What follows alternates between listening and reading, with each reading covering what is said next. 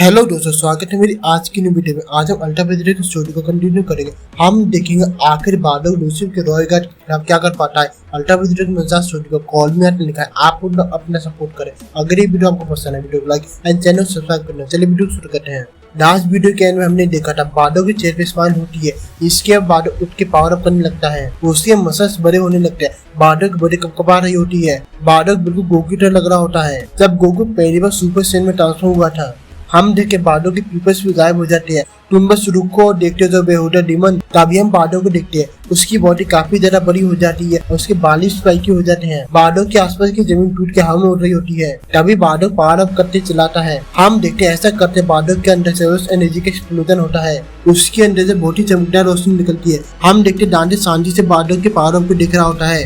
रोशनी इतनी तेज होती है कि बादल को दिख भी नहीं रहा होता। उसके अंदर से ग्रीन रंग का ऑरा और येलो रंग की लाइटिंग निकल रही होती है। ये देखे डांडे हैरान होता है। आखिर ये क्या चल रहा है। ये पावर तभी हम बादल को देखते हैं। उसका पावर पूरा हो जाता है। उसके अंदर से येलो रंग की इलेक्ट्रिसिटी निकल रही होती है और उसके बालों का रंग हल्का ग्रीन होता है। उसके चारों तरफ मास्टर अल्ट्रास्टिंग का ऑरा होता है। सुप्रीम स्टिंग बादल अब हमारे सामने है। हम देखते डांडे बादल की फॉर्म देखकर घबराता नहीं है, बल्कि शांति से अपनी जगह पे खड़ा होता है। डांडे अपने हाथों को फोल्ड करके बादल की नई ताकत को समझने की कोशिश कर रहा होता है। बादल की नई ताकत देख के गोटेंग चौंक देता है। वो बोलता ग्रैंडपा, उनकी ये नई ताकत तो कमाल है। क्या ये आप ही हो ग्रैंडपा? हम ट्रंक्स को देखते हैं। इसी वजह से वो चौंकता नहीं है। वो बोलता मैंने कहा था ना गोटेंग, तुम्हारे ग्रैंडपा अभी भी लड़ सकते हैं। वो शुरुआत से अपनी ताकत को छुपा रहे थे। वो हमें दिखाई नहीं रहे थे कि वो कितनी ताकतवर है। ये सुनकर डांटे बोलता अच्छा, ये क्रिएचर्स अपने हिसाब से अपनी ताकत को छुपा सकते हैं। अब मुझे लग रहा है इसके पास और भी कुछ है मुझे दिखाने के लिए। तभी डांटे को कुछ महसूस होता है। वो आ रहा है। तभी हम बादल को देखते। वो एक एक कदम बढ़ा के आगे बढ़ रहा होता है। तभी बादल डांटे के सामने से गायब हो जाता है। ये देख के डांटे हैरान हो जाता है।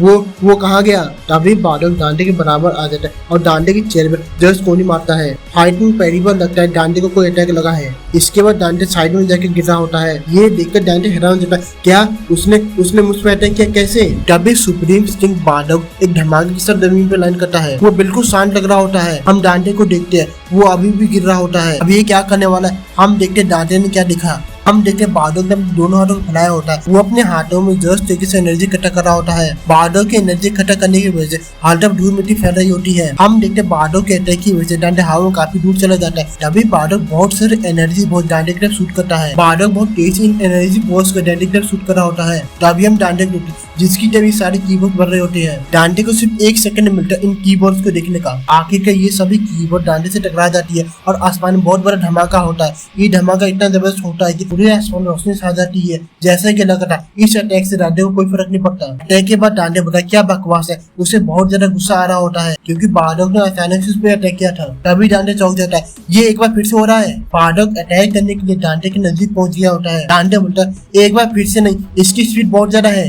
तभी बादल डांटे पर अटैक करता है, पर इस बार डांटे सही समय पर रिएक्ट करने में कामयाब हो जाता है। वो बादल के हाथों को पकड़ लेता है। दोनों अपनी पूरी ताकत से एक दूसरे को पुश करने की कोशिश कर रहे होते हैं। हम देखते हैं बादल यहीं पे नहीं रुकता। वो डांटे को किक मारने की कोशिश करता है। डांटे सही समय पे अपने सर को पीछे कर लेता है और बादल की किक से बहुत आसानी से बच जाता है। बादल का ये अटैक मिस हो जाता है। हम देखते हैं डांटे का सर अभी पीछे होता है। फिर से ये ट्राई करने की कोशिश मत करना। डांटे बादल को कुछ करते हुए देख रहा होता है। हम बादल को देखते हैं। वो अपना सर पीछे ले जाता है। उसने अपने दांतों को भी मसला होता है। मुझे माफ करना, पर तुम कौन होते ये कहने वाले मैं क्या कर सकता हूँ। तभी बादल अपना सिर आगे की तरफ लाता है और अपना सिर डांडे के सर पर बहुत तेज मारता है। बादल की इस बात की भी फिक्र नहीं होती, इसकी वजह से उसको नुकसान पहुंचेगा। हम देखते दोनों के सर के टकराने की वजह से जस्ट एक्सप्लोजन होता है। देखने पे ऐसा लग रहा है बादल का अटैक कामयाब हुआ। हम देखते एक बॉडी नीचे गिर रही होती है। नजदीक से हम देखते हैं ये बादल की बॉडी होती है। बादल ट्रीज की ब्रांचेस से टकराते हुए नीचे गिर रहा होता है। हम बादल देखते वो थोड़ी बहुत खराब हालत में लग रहा होता है। बादल उठने की कोशिश करते हुए हंसता है। मैं जानता हूँ वो अटैक तुम्हें भी लगा होगा। हम देखते पिछले अटैक की वजह से बादल के सर से खून निकल रहा होता है, पर बादल की इस बात की खुशी है। वो डांटे को कोई नुकसान पहुंचाने में कामयाब हुआ। बादल आसमान की तरफ देख रहा होता है। तभी हम डांटे को देखते हैं। वो शांति से अपनी जगह पे खड़ा होता है। हम डांटे को नजदीक से देखते हैं। उसे बहुत ज्यादा गुस्सा आ रहा होता है।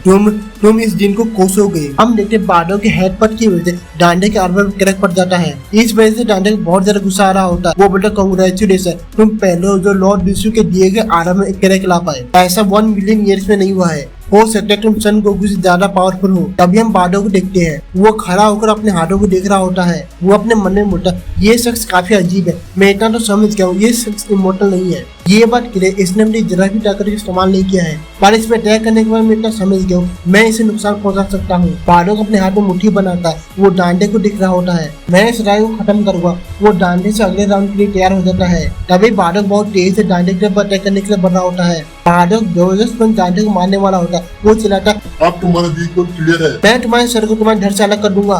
तभी बाडो चिल्लाता है, बाडो डांडे पे अटैक करने वाला होता है। वो चिल्लाता है, ये मेरे बेटे के लिए। हम देखते हैं बाडो के पीछे एक लेजेंडरी औजारू होता है। बाडो अपने ह्यूमन फॉर्म लेजेंडरी औजारू की ताकत को इस्तेमाल कर रहा होता है। डांडे शांति से अपनी जगह पे खड़ा होता है। वो बाडो को पीछे बाडो को देख रहा होता है। तभी डांडे अपने हाथ में जस्ट कुछ बनाता है, उसके हाथ में बहुत सारी एनर्जी इकट्ठा हो रही होती है। डांडे चिल्लाता है, मैं तुम्हें दिखाता हूँ तुम मुझसे कितने कमजोर हो। फाइट में पहली बार डांडे अपने ताकतों को इस्तेमाल कर रहा होता है। बाडो की डांडे के पीछे एक निगोनिक फिगर होती है, यही डांडे के ताकतों के सोर्स है।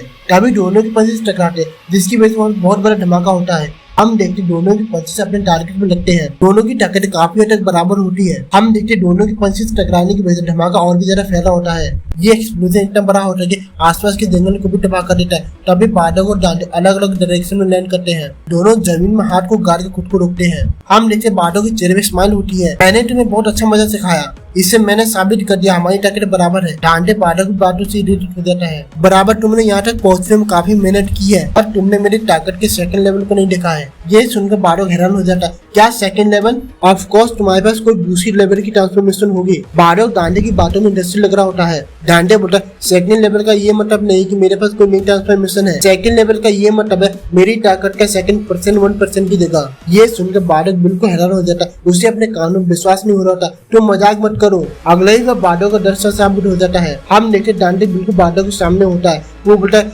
यही सच्चाई है। हम देखते डांडे का हाथ एक पंजे की तरह खुला होता है। डांडे के पीछे जो डिमोनिक रेस होता है उसकी इमेज और भी क्लियर हो जाती है। तभी बाडो डांडे के सामने स्लैश करता है, पर इससे बाडो के मुंह से न डर से कराने की आवाज आती है और न ही वो अटैक से बचने के लिए कुछ करता है। बाडो अपनी जगह से हिलता नहीं है। देखने से ऐसा लग रहा होता है डांडे का अटैक मिस हो गया। तभी हम बाडो के पैरों की तरफ देखते हैं, उसके पैरों के आसपास बाडो का खून गिर रहा होता है। हो सकता है ये खून बाडो ने जब डांडे पर पिछली बार अटैक किया था उसकी वजह से निकल रहा होता है। तभी हम डांडे के हाथों को देखते हैं, उसने अपने हाथ में कुछ पकड़ा होता है जो कि खून से लटपट होता है।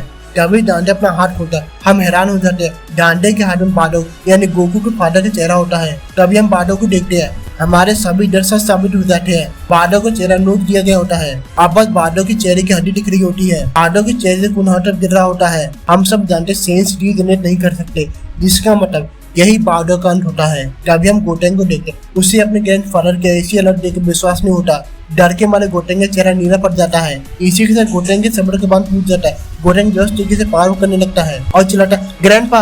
बाडो जिस पोटेंशियल की बात कर रहा था, आखिर गोटेंग के अंदर से वो पोटेंशियल बाहर निकलने लगती है, पर अफसोस ये देखने के लिए बाडो यहाँ पर नहीं है।